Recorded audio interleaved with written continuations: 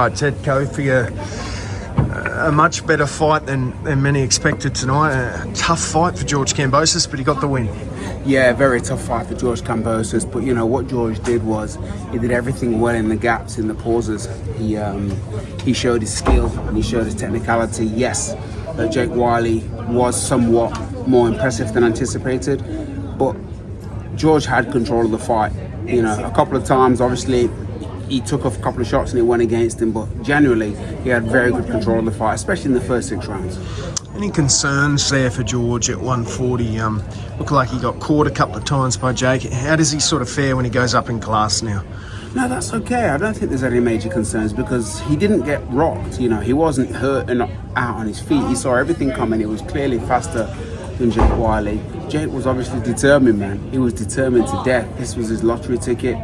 He wanted to take very, very, very good advantage of it.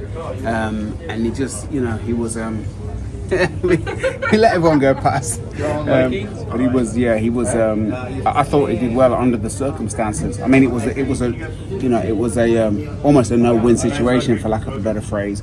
But you know, he won comfortably, I thought, and it was a good win. George, lots of talk about Hitchins next. How do you see that fight going? Well, Hitchins is a slick boxer, you know, so George has got to sharp and learn from the Devin Haney fight. But it's probably not as powerful as even Jake Wyllie is, if you like.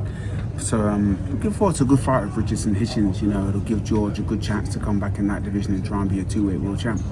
If George can become a 2-weight world champ, what does that say about George? Where does he sort of rank in terms of Australia's, you know, best? Well, I don't think he has to do anything for his legacy. I mean, he's a unified champion. If you look at what he did to Teofimo Lopez, and since Teofimo Lopez lost to George, he's gone on and won another title in a different weight. So it wasn't a fluke at all. So if he secures that second win, great. Legacy's triple set in stone, but his legacy's already, I think, set pretty good anyway. Legend. Nice one, Ted. Welcome.